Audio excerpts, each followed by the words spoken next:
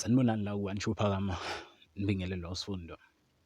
UKhuzani umfo kaMpungose seqopha umlando laphana kuma-SASMA Award, lapho owina khona indondo okumangalayo bonke abantu abaningi. Ewina indondo ngamagalelo wakhe nje asewenzile kumculo kamaskandi.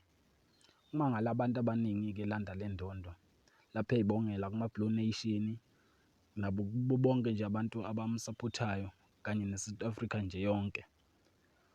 Beke nje sebonga bonke-ke abantu nje abamxhasayo ukuze ephumelele kumculo wakhe.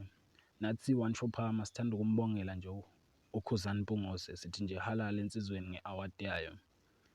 Ngabe-ke uthini umbono wakho mbukeli wethu ngokulanda kwa-award kaKhuzani, ukuthi ngabe laba ababethi uyitholanga ngoba bekhona empilweni yakhe, ngabe kusenjalo yini? Siyacela nje mbukeli wethu ushiye umbono wakho ngalolu daba, ukuthi ngabe ngempela uyilanda ngabo noma imisebenzi yakhe emlandela ama-awadi.